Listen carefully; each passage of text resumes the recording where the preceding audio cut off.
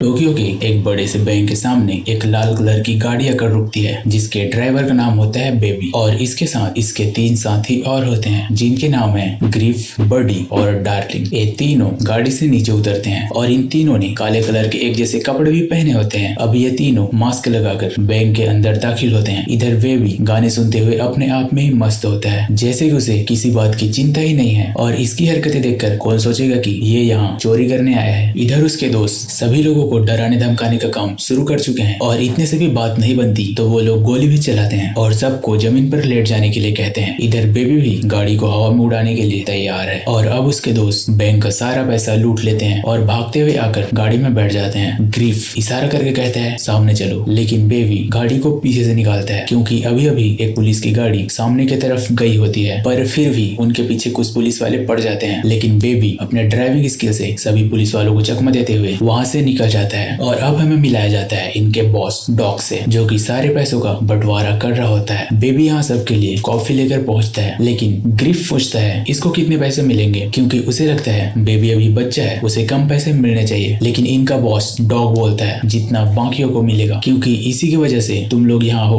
Car चलाने में इसका जवाब नहीं। ग्रिफ फिर से बोलता है देखो मुझे इस बात से प्रॉब्लम है कि ये कुछ बोलता नहीं है, क्योंकि बेबी ने आज तक इनके सामने कुछ नहीं बोला होता और वो दूसरों से भी बहुत कम बातें करता है। और अब ग्रिफ अपने जगह से उठकर बेबी के पास जाता है और उसके कान से ईयरफोन निकाल के कहता है क्या तुम बहरे हो। और अब सबको पता चल चुका है कि बेबी गूंगा नहीं है। उसके बाद ग्रिफ उसका सन गिलास उतार कर बोलता है तुम दिन भर क्या सुनते रहते हो, आखिर तुम्हारे दिमाग में चल क्या रहा है। और देखो तुम्हें पूरे पैसे चाहिए तो गाड़ी में बैठकर आराम करने से काम नहीं चलेगा, तुम्हें भी हमारे साथ जान जोखिम में डालनी होगी। तभी वहां पर उनका बॉस आ जाता है और बेबी को उसके हिस्से का पैसा देते हुए कहता है ये भी तुम लोगों जितना ही काबिल है, इसलिए मैंने बेबी को अपने गैंग में शामिल किया। अब सभी लोग लिफ्ट से अपने अपने मंजिल की तरफ बढ़ते हैं। ग्रिफ जाते जाते कहता है अगर हम दोबारा नहीं मिले तो समझ लेना मैं मर चुका हूँ। उसके बाद बडी और डार्लिंग जाते जाते कहते हैं बॉस जैसे ये पैसे खत्म हो जाएंगे हम आपके सामने हाजिर हो जाएंगे, क्योंकि ये दोनों कपल्स होते हैं। उसके बाद बोलते हैं बेबी तुमने बहुत अच्छी गाड़ी चलाई। और अब बेबी और उसका बॉस डॉग ही लिफ्ट में बचते हैं। कुछ देर बाद डॉग कहता है बेबी तुम्हें दिए हुए पैसे मुझे वापस लेने में अच्छा नहीं लगता और बेबी अपने सारा चोरी का पैसा डॉग को वापस दे देता है। यहाँ पर हमें पता चलता है बेबी ने बचपन में डॉग की एक कार चुराई थी जिसमें बहुत सारे पैसे थे, लेकिन डॉग को बेबी का काम पसंद आया और उसने उसे काम पर रख लिया। अब बेबी बोलता है बस एक काम और, उसके बाद हिसाब बराबर। डॉग कहता है हाँ बस एक काम और, उसके बाद हिसाब बराबर, जिसके जवाब में बेबी बोलता है जब भी बुलाओगे मैं ड्राइविंग के लिए आ जाऊंगा। अब हमें बताया जाता है बेबी के डेली लाइफ के बारे में। वो अपने अंकल जो के साथ रहता है और इन्होंने ही उसे पाल पोस कर बड़ा किया है, लेकिन उसके दादाजी बोल नहीं पाते और न ही चल पाते हैं। और उसके दादाजी को बेबी जो भी काम करता है उसके बारे में सब पता होता है। और जब बेबी उनके लिए नाश्ता बना रहा होता है तो उसकी फोटो न्यूज पर दिखाई जा रही होती है और उसने सनग्लास लगाए होते हैं, इसलिए कोई उसे पहचान नहीं पा रहा होता। और उसके दादाजी उसे देखते ही पहचान लेते हैं और बेबी को इशारे से कहते हैं तुम्हारा चेहरा टीवी पर दिखाया जा रहा है, तुम ऐसा काम क्यों करते हो, किसी दिन तुम मुसीबत में पड़ सकते हो। लेकिन बेबी जो के बातों का जवाब नहीं देता। लेकिन बेबी को म्यूजिक बनाने का भी शौक होता है, लेकिन वो कोई ऐसी वैसी म्यूजिक नहीं बनाता, बल्कि वो अपने आसपास हो रहे सभी चीजों को रिकॉर्ड करता है, यहाँ तक कि उसके बॉस से लेकर अपने टीम की आवाज तक को, और उन सभी चीजों को मिक्स करके म्यूजिक बनाता है। लेकिन इसके बारे में उसके टीम को कुछ भी पता नहीं होता। तभी उसकी नजर एक टेप पर पड़ती है जिसमें मॉम लिखा होता है और वो याद करता है कि कैसे उसके मॉम डैड गाड़ी में लड़ते लड़ते सामने की बैरिकेड में टकरा गए थे। इस एक्सीडेंट में बेबी तो बच गया, लेकिन उसके मॉम डैड नहीं बच पाए। और इसी एक्सीडेंट के बाद बेबी के कानों में हम की आवाज गूंजने लगी एंड इसी आवाज को इग्नोर करने के लिए बेबी दिन भर गाने सुनता रहता है। म्यूजिक बनाने के बाद वो एक रेस्टोरेंट में जाता है, लेकिन वहाँ पर एक लड़की आती है जो कि एक बेबी नाम का गाना गा रही होती है, इसलिए बेबी उसकी आवाज को झट से रिकॉर्ड कर लेता है और उसे रिप्ले करके सुनने लगता है। अब डेवरा बेबी का ऑर्डर लेने आती है, लेकिन ये वही लड़की होती है जो कि अभी अभी यहाँ से गाना गाते हुए गई थी और वो पूछती है क्या आप ये सभी चीजें रिकॉर्ड कर रहे हैं, कहीं आप मेरे ऊपर केस तो नहीं करने वाले। और पूछती है आप काम क्या करते हो। बेबी कहता है मैं एक ड्राइवर हूँ, जिस पर डेवरा कहती है मेरा भी मन करता है हाईवे में एक महंगी सी गाड़ी के साथ गाने चलाते हुए बस चलती ही जाऊं। बेबी कहता है ये तो मुझे भी पसंद है, और वैसे तुम थोड़ी देर पहले कौन सा गाना गा रही थी। डेवरा भी उसे गाने का नाम बता देती है। उसके बाद बेबी सीधे उस गाने की सीडी लेने जाता है और उसे भी वो गाना पसंद आता है। लेकिन तभी डॉग का कॉल आता है और वो बोलता है मेरे पास बहुत बड़ा काम आया है, तुम जल्दी से आ जाओ। बेबी बोलता है मैं अभी पहुंच रहा हूँ। और अब उसकी मुलाकात होती है अपने नए टीम से, जिनके नाम होते हैं एडी, डीके और बैट। उसके बाद बैट बोलता है तो यही वो लड़का लड़का है जो दिन भर गाने सुनता रहता है। लेकिन क्यों? उनके बॉस बताते हैं उसे डीनाइटस है, बचपन में उसका एक्सीडेंट हुआ था। उसके बाद बैट अपने बॉस से पूछता है ये लड़का कब से तुम्हारे लिए काम कर रहा है? डॉग बताता है 10 साल से। एक बार उसने मेरी गाड़ी चुराई थी और मैंने उसे काम पर रख लिया। उसके बाद डॉग उन्हें काम समझाने लगता है, पर बैट फिर से बोलता है तुमने जो भी बताया इसने तो सुना ही नहीं क्योंकि इसने हेडफोन लगा रखे हैं। लेकिन बेबी वो सभी चीज वैसे ही बताता है जैसे उसके बॉस ने बताया होता है और सबको कंफ्यूज कर देता है क्योंकि वो लोगों की मुंह को देख के बता सकता था कि सामने वाला क्या बोल रहा है। और ये चीज उसने अपने दादाजी जो से सीखी होती है। अगले दिन सभी मिशन पर जाते हैं। उस जगह पर पहुंचकर बैट बोलता है वहाँ अंदर जो भी है वो सब कुछ हमारा है, उन्होंने वो सब कुछ हमसे चुराया था और अब हम उसे वापस लाएंगे। असल में बैट चोरी से पहले हर बार ऐसा बोलता है लोगों को मोटिवेट करने के लिए। लेकिन बेबी का भी एक रूल होता है, वो बोलता है रुको रुको मुझे गाना चलाने दो फिर जाना। अब वो लोग मास्क पहनकर अंदर जाते हैं और थोड़ी देर में सारा पैसा लेकर आ जाते हैं। लेकिन बेबी देखता है उन्होंने गार्ड को जान से मार दिया था, इसलिए बेबी का ध्यान भटक जाता है और उनकी गाड़ी ठुक जाती है। पर सामने का गाड़ी वाला भी एक ऑफिसर होता है, वो उन पर गोली भी चलाता है। लेकिन बेबी वहाँ से भी निकल जाता है, पर ऑफिसर उनका पीछा नहीं छोड़ रहा होता, इसलिए बैट उसे भी मारने वाला होता है। लेकिन बेबी ऑफिसर को बचाना चाहता था, इसलिए वो गाड़ी का बैलेंस बिगाड़ देता है और अगले ही पल गाड़ी को उससे दूर ले जाता है। पर सामने ट्रैफिक जाम होता है, इसलिए उन्हें गाड़ी बदलनी पड़ती है। पर जेडी बोलता है मैं अपनी शॉटगन दूसरी गाड़ी में ही भूल गया। लेकिन अब पुलिस वालों को भी पता चल चुका है कि वो लोग एक लाल कलर के गाड़ी से भाग रहे हैं, इसलिए वो गैरेज में जाकर फिर से गाड़ी बदल के अपने अड्डे पर पहुंचते हैं। वहाँ बैट बोलता है जेडी बहुत बड़ा बेवकूफ है, वो अपनी शॉटगन गाड़ी में भूल गया। पर बेबी तुम तो समझदार हो, तुमने मुझे उस ऑफिसर को मारने से क्यों रोका? बेबी बोलता है नहीं तो। बैट बोलता है तुम अभी भी झूठ बोलना सीख रहे हो, खैर रहने दो और जाओ कॉफी लेकर आओ। और अब बेबी बाहर जाके सबके लिए कॉफी लेके आता है। लेकिन वहाँ पर जेडी नहीं होता क्योंकि बैट ने उसे मार डाला था और बस इसलिए क्योंकि वो अपनी गन गाड़ी में भूल गया था। सीन शिफ्ट होता है। उसके बाद डॉग बोलता है मैं अपनी जुबान का पक्का हूँ, आज से काम खत्म, तुमने अपना सारा कर्जा उतार दिया है और अब तुम जा सकते हो। लेकिन उससे पहले एक आखिरी काम, तुम इस कार को क्रश करवा देना। और बेबी भी उसका ये आखिरी काम कर देता है और अपना फोन चश्मा सब कुछ वही छोड़ देता है। उसके बाद वो पहुंचता है डेबरा के रेस्टोरेंट में। लेकिन डेबरा कहती है आप मेरे आखिरी कस्टमर होंगे, उसके बाद मुझे जाना है। बेबी कहता है मैं भी चलूं। डेबरा कहती है फिलहाल आप क्या लेना चाहोगे? और अब दोनों में बातें होने लगती है और डेबरा कहती है मुझे किसी ने बताया तुम्हारे मॉम भी यही काम किया करती थी और वो एक अच्छी सिंगर भी थी, लेकिन अब वो क्या काम करती है? बेबी कहता है कुछ भी नहीं और डेबरा उसकी बातें समझ जाती है। उसके बाद बेबी अपने घर जाता है और अपने दादाजी को बताता है मैंने अपना पुराना काम छोड़ दिया है। लेकिन उसके दादाजी उसे पिज्जा डिलीवरी का काम करने को बोलते हैं क्योंकि उन्हें पता है कि बेबी एक अच्छा कार ड्राइवर है और अब बेबी लोगों का पिज्जा समय से पहले पहुंचा देता है, इसलिए उसे अच्छी टिप भी मिलती है। उसके बाद बेबी उन पैसों से डेबरा को डेट पर लेके जाता है। लेकिन वहाँ वेटर बताता है सर आपको पैसे देने की कोई जरूरत नहीं है, आपका बिल उन्होंने भर दिया है और वो कोई नहीं बेबी का बॉस होता है। उसके बाद डॉग बोलता है तुमने अपना सारा कर्जा उतार दिया है और अब तुम्हारे कमाने का दिन है। जिस पर बेबी बोलता है मुझे दूसरा काम मिल गया है। लेकिन डॉग कहता है हाँ देखा मैंने, यहाँ एक दिन आने के लिए तुम लोगों के घर पिज्जा पहुंचाते हो, इसलिए मैं चाहता हूँ तुम मेरे साथ काम करो और बहुत सारे पैसे कमाओ। लेकिन बेबी उसे मना कर देता है, पर डॉग को उसका जवाब पसंद नहीं आता। उसके बाद वो कहता है देखो तुम जानते हो मैं क्या कर सकता हूँ और जब से मैंने ये काम शुरू किया है तब से तुम ही मेरे ड्राइवर रहे हो और मुझे लगता है तुम ही मेरे लिए लकी हो, इसलिए सुबह तैयार रहना। अब बेबी डेबरा को घर छोड़ने जाता है। डेबरा बोलती है तुम उदास लग रहे हो, चाहो तो मुझे बता सकते हो। बेबी बोलता है बताना तो चाहता हूँ लेकिन फिर कभी। डेबरा बोलती है मुझ पर भरोसा कर सकते हो, बाय। और अब उसका बॉस उसे सुबह सुबह पिकअप कर लेता है और एक पोस्ट कार्ड ऑफिस के सामने गाड़ी रोक के बताता है इस जगह पर आज तक चोरी नहीं हुई है, लेकिन हम कल यहीं पर चोरी करेंगे, इसलिए मैं चाहता हूँ तुम अंदर जाओ और देखो कि वहाँ पर कितने सीसीटीवी कैमरे लगे हैं, वहाँ पर कितने गार्ड हैं और कितने लोग काम करते हैं और किसी को शक ना हो, इसलिए तुम मेरे भतीजे को साथ ले जाओ। और अब दोनों पोस्ट ऑफिस के अंदर जाते हैं। वहाँ पहुँच के बेबी सीसीटीवी कैमरे गिनने लगता है। कुछ देर बाद एक महिला पूछती है क्या ये आपका बच्चा है? बेबी कहता है हाँ। उसके बाद वो महिला कहती है मेरे भी 2 बच्चे हैं बिल्कुल इसके जैसे, और वो उसे एक चॉकलेट भी देती है। बेबी को महिला दिल की अच्छी लगती है और ये काम होने के बाद डॉग बेबी को घर छोड़ देता है और शाम को तैयार रहने के लिए बोलता है। अब बेबी समय के मुताबिक उनके अड्डे पर पहुंचता है। वहाँ उस गैंग के लोग पहले से पहुंच गए होते हैं और वहाँ पर उसके पुरानी टीम के 2 लोग होते हैं, बडी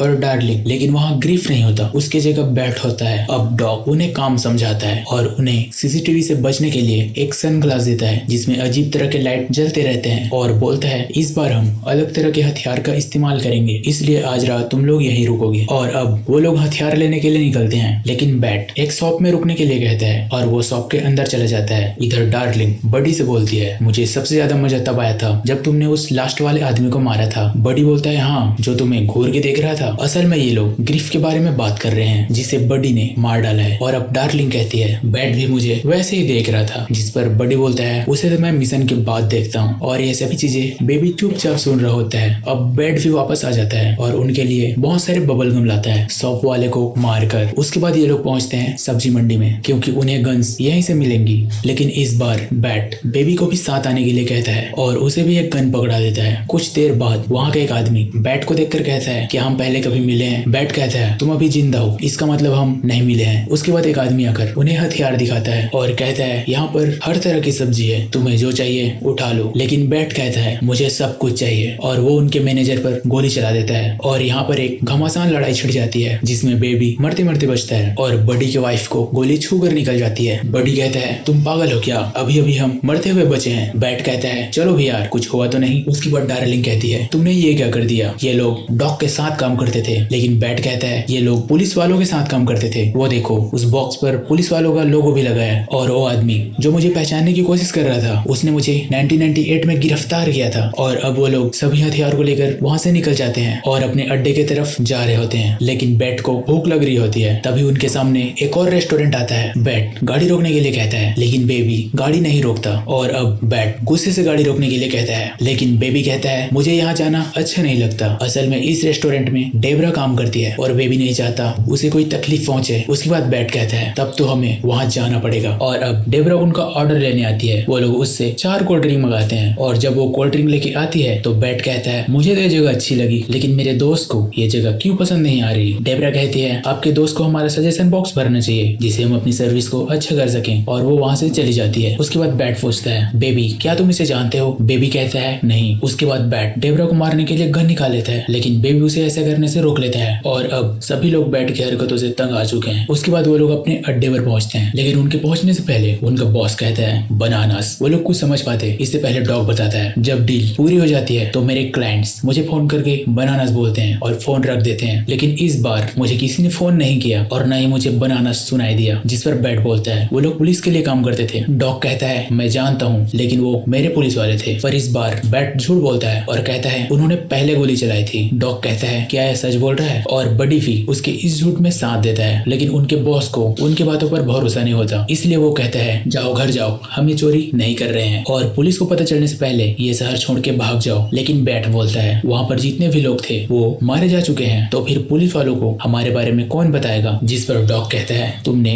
उन्हीं लोगों को मार डाला जो कि इस चोरी के मनी ऑर्डर्स को पैसों में बदलने वाले थे। लेकिन बडी पहले स्टॉक ब्रोकर का काम करता था। वो कहता है ये काम मैं देख लूंगा। और डार्लिंग कहती है चलो फिर ये काम करते हैं। लेकिन फिर से डॉग कहता है हमारे टीम में 4 लोग हैं लेकिन मुझे बस 3 लोगों की आवाज सुनाई दे रही है। इसलिए डॉग बेबी से उसकी मर्जी पूछता है। जिस पर बेबी कहता है हमें सोना चाहिए, कल सुबह हमें बहुत सारे काम करने हैं। लेकिन बेबी अपने बॉस के थोड़ी सी आवाज को रिकॉर्ड कर लेता है। अब रात के 2 बज रहे हैं। बेबी कार निकाल के कहीं जा रहा होता है लेकिन तभी उसके सामने बडी आ जाता है और वो पूछता है रात के 2 बजे तुम कहाँ जा रहे हो। बेबी बोलता है कॉफी पीने। लेकिन बडी को उसके बातों पर भरोसा नहीं होता और इनकी बात सुनकर बैट भी वहाँ आ जाता है और वो बोलता है तुम लोग कहीं जा रहे हो। बेबी बोलता है नहीं। और बैट एक रिकॉर्डर निकाल के बोलता है तब तो हमें इसके बारे में बात करनी चाहिए। पर वो रिकॉर्डर बेबी को होता है इसलिए वो कहता है खाली टाइम में मैं इन रिकॉर्डिंग्स को दोबारा सुनता हूँ और इन्हें मिला के म्यूजिक बनाता हूँ। बडी कहता है क्या तुम हमें उसमें से एक सुना सकते हो। बेबी कहता है हाँ लेकिन मेरा घर यहाँ से बहुत दूर है। लेकिन उन्हें लगता है बेबी झूठ बोल रहा है इसलिए बैट उसके मुंह पर एक जोरदार मुक्का मारता है और अब बेबी की आंख खुलती है। उन लोगों ने बेबी के सारे रिकॉर्डेड टेप्स लाकर उसके सामने रखे होते हैं। बेबी उठते साथ पूछता है जो कहाँ है, तुम लोगों ने उनके साथ क्या किया है। जिसके जवाब में बैट बोलता है वो व्हील चेयर वाला बुड्ढा वो ठीक है, उसकी चिंता तुम मत करो। और वो लोग उसमें से कुछ टेप प्ले करने को बोलते हैं लेकिन वो सच में म्यूजिक ही होता है। उसके बाद डॉग एक और टेप चलाता है जिसमें डेबरा लिखा होता है। डार्लिंग बोलती है ये तो वही लड़की है जिसे हम रेस्टोरेंट में मिले थे। बैट कहता है हाँ लेकिन बेबी ने तो उसे पहचानने से मना कर दिया था। उसके बाद उनका बॉस डॉग कहता है इसे घर छोड़ दो, कल के लिए मैं कोई और ड्राइवर ढूंढ लूंगा। बैट कहता है मैं फ्री हूँ, मैं इसे घर तक छोड़ देता हूँ। असल में बैट बेबी को मारने वाला होता है लेकिन तभी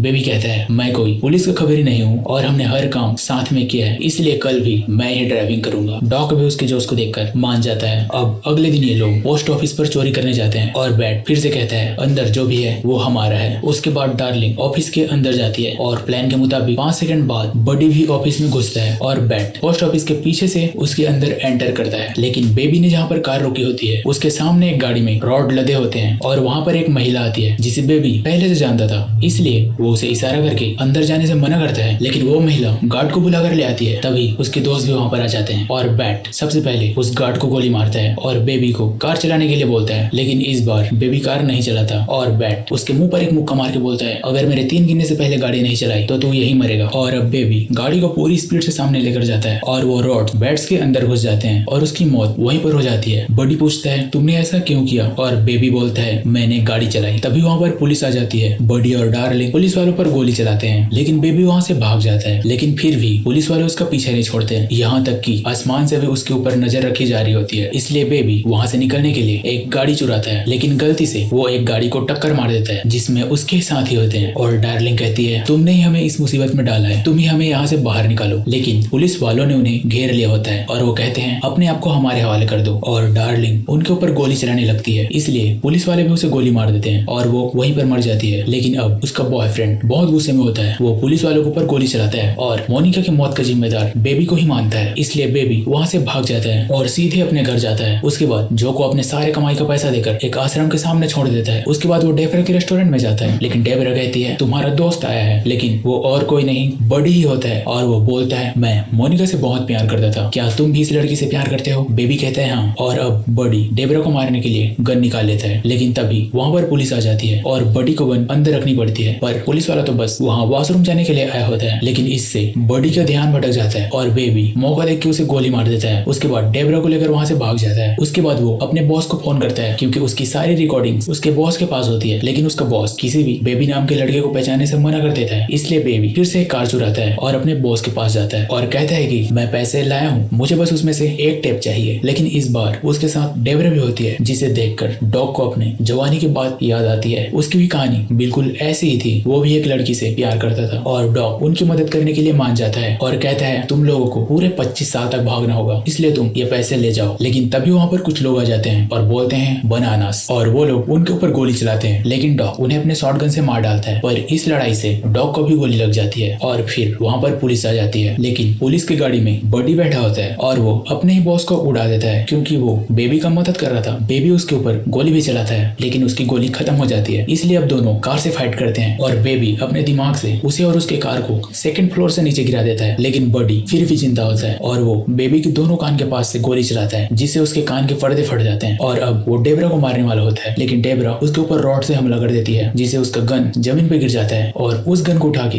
बेबी बडी को गोली मार देता है। और अब सीन शिफ्ट होता है। डेबरा हाईवे पर गाने सुनते हुए गाड़ी चला रही होती है, लेकिन तभी पुलिस वाले उनका रास्ता रोक लेते हैं। डेबरा वहाँ से भागने के लिए कार को मोड़ना चाहती है, लेकिन बेबी उसे ऐसा करने से रोक लेता है और कहता है कि इसमें तुम्हारी कोई गलती नहीं है, और अपने आप को पुलिस के हवाले कर देता है। और अब उसे 25 साल की सजा सुनाई जाती है, लेकिन उसका कैरेक्टर अच्छा होता है, इसलिए 5 साल सजा काटने के बाद वो जमानत के लिए अपील भी कर सकता है। इधर डेबरा बेबी को एक चिट्ठी लिखती है, जिसमें लिखा होता है, मुझे अभी तक यकीन नहीं हो रहा है कि तुम्हारा नाम माइल्स है, लेकिन ये नाम भी अच्छा है। और अब 5 साल के बाद वो जमानत पर जेल से बाहर आता है। डेबरा उसे वहां से लेने आई होती है। और कमेंट में अपना फीडबैक जरूर देना, जिससे हम अपनी वीडियो और अच्छी कर सकें। बाकी कहानी यहीं पर खत्म होती है।